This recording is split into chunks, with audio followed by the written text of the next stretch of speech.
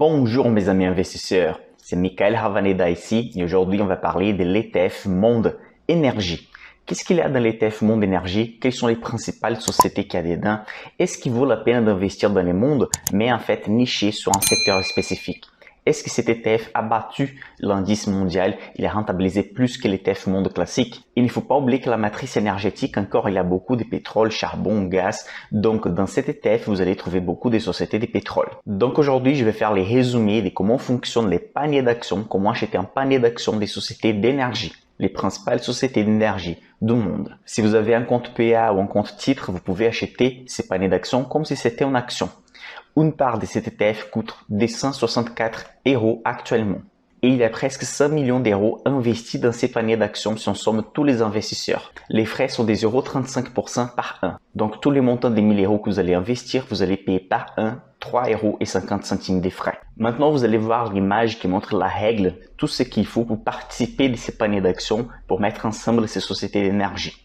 Donc en fait, cet ETF il va sélectionner des sociétés de 23 pays développés et des sociétés qui sont classifiées dans les secteurs d'énergie, normalement dans les secteurs industriels aussi. Donc parmi toutes les sociétés qui sont comprises dans l'ETF Monde classique, ils vont sélectionner les secteurs d'énergie. Je vais vous montrer maintenant le top 10 des sociétés qui sont présentes dans cet ETF. Et cet ETF est assez concentré sur les principales sociétés.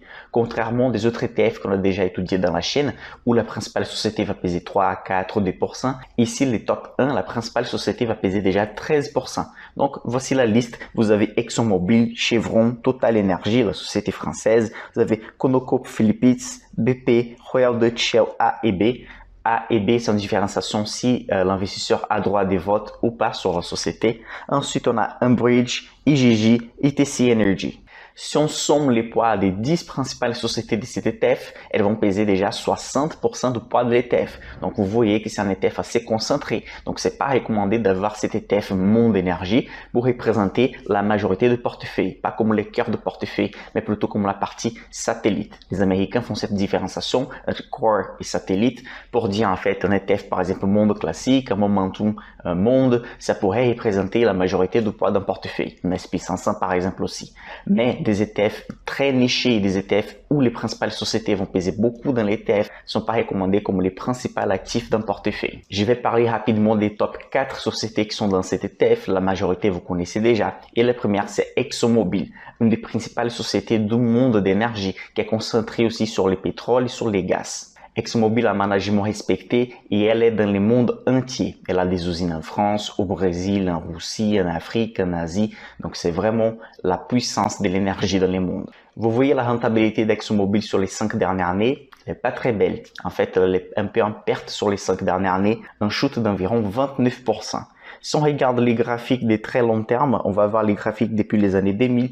Vous avez une volatilité énorme, donc vous avez des petits pics partout. Et depuis la crise qu'on a eue en 2020, elle a récupéré un peu, mais elle n'a jamais touché à nouveau son sommet historique. La deuxième société, c'est aussi une société américaine, c'est Chevron, une société qui paye beaucoup de dividendes, surtout pour les investisseurs qui sont intéressés à recevoir de la rente passive. Chevron aussi, elle est concentrée sur la chimie, sur les gaz et sur les pétroles. Il est une des principales sociétés aussi des États-Unis. Elle fait partie de l'indice Dow Jones.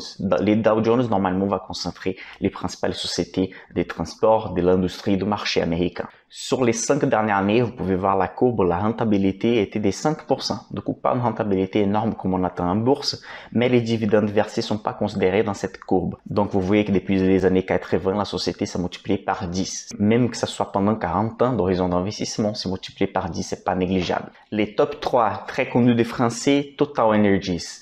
Vous connaissez très bien Total, la majorité d'investisseurs français placent cette société comme fonds de portefeuille avec Air Liquide.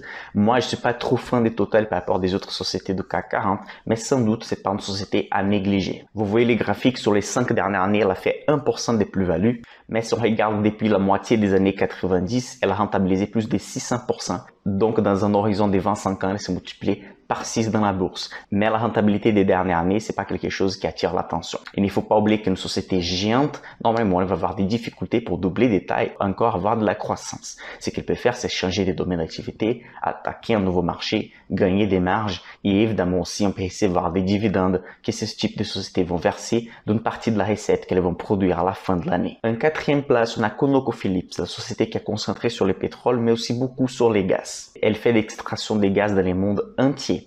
Ici, vous avez la rentabilité de la société qui a rentabilisé 60% sur les 5 dernières années. C'est que c'est pas négligeable, ça donne une bonne rentabilité annualisée. Et si on regarde la courbe de la société depuis les années 80, elle a fait plus de 1500%. Donc une multiplication par 15 par rapport au capital initial négocié en bourse. Dans cet indice, vous avez 50 sociétés et la grosse majorité de ces sociétés, ce sont des géantes. Donc la majorité de ces sociétés vont peser des centaines de milliards de dollars dans la bourse. Bon, on sait que ces paniers d'actions vont investir sur l'énergie, mais quel type d'énergie? On va voir maintenant la répartition sectorielle, en fait, sous-sectorielle de cet ETF.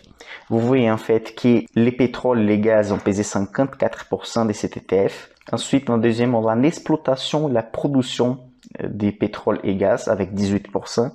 On a en fait les stockages et les transports avec 14%. Ensuite, on a presque 8% pour en fait les marketing et les traitements des pétroles et gaz. Les autres domaines d'activité comme les services et l'équipement vont peser moins de 5% dans cet ETF. En termes de répartition géographique, vous avez que les États-Unis, c'est le principal pays dans cet indice. Les États-Unis pèsent 55%, le Canada presque 15%, le Royaume-Uni 14%, la France 6%, l'Australie 2% et les autres pays ensemble vont peser environ 8% dans cet ETF. Ok, on a déjà compris tout ce qu'il y a dans cet ETF, comment il fonctionne, quelles sont les principales sociétés, les poids, etc.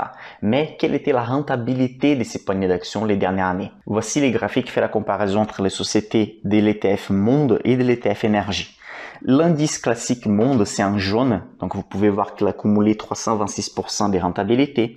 Et l'ETF Monde Énergie a fait 134% de rentabilité. Donc dans ces graphiques, vous voyez qu'en octobre de 2006, c'est comme s'il avait fait, quelqu'un avait fait un investissement de 100 euros.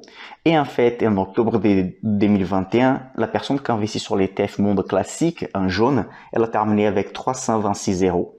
Mais la personne qui a acheté l'ETF Monde Énergie, elle a terminé avec 134 euros. Donc une rentabilité de 34% pour l'ETF Monde Énergie contre une rentabilité de 226% pour l'ETF Monde Classique. Donc une différence qui n'est pas négligeable. Et si on regarde en fait la rentabilité annualisée, c'est encore plus visible que l'ETF Monde a performé beaucoup mieux que l'ETF Monde Énergie. Ça veut dire que l'énergie dans le monde, surtout l'énergie concentrée sur le pétrole et les gaz, c'est pas les secteurs qui ont mieux performé. En fait, c'est un des pires secteurs qui a performé sur les 20 dernières années. Donc vous voyez dans l'image que depuis 1994, l'ETF Monde Énergie a rentabilisé 7,73% par an, c'est que c'est excellent même, et pour l'ETF Monde 8,70%. Mais si on regarde sur les 10 dernières années, on n'a même pas 1% de rentabilité annualisée pour l'ETF Monde Énergie, contre 12 de l'ETF Monde Classique. Sur les 5 dernières années, 16 pour l'ETF Monde Classique et seulement 2,39 pour l'ETF Monde Énergie. Et sur les 2 dernières années, l'ETF Monde a fait 18% par an et l'ETF Monde Énergie a fait négatif 0,08%. Donc vous voyez que sur les 10 dernières années, pour les mondes de l'énergie, les pétroles, les choses vont pas bien. Pourquoi donc on va trouver ExxonMobil, Chevron ou Total dans la majorité des portefeuilles des investisseurs? Parce qu'ils cherchent quelque chose de solide qui va durer, mais aussi qui verse beaucoup de dividendes. Moi, je suis pas trop fan de ce type de sociétés dans les portefeuilles, même Total, que ce soit un leader de marché européen, une des principales sociétés du monde, parce que les potentiels de hausse est limité. Et en fait, si la société bascule vers en fait l'énergie propre, etc., ça peut mettre du temps, parce qu'en fait, un géant, en fait, changer les secteurs, attaquer un nouveau secteur, c'est pas quelque chose d'évident. Donc, il faut faire attention pour bien choisir vos sociétés d'énergie. Je ne vais pas dire qu'il ne faut pas choisir des sociétés d'énergie au gaz, mais il y a certaines sociétés qui performent beaucoup mieux que ses concurrents. Vous allez trouver tous les détails de cet ETF dans la description de la vidéo. N'oubliez pas aussi que vous allez trouver les liens de mon site, les préinscriptions pour les programmes Insider et n'oubliez pas de me suivre sur tous les réseaux sociaux. Laissez votre like sur la vidéo aussi, ça aide beaucoup la chaîne. Et pour aujourd'hui, c'est tout. J'attends vos commentaires et recommandations des autres ETF pour que je puisse analyser. On se voit à la prochaine.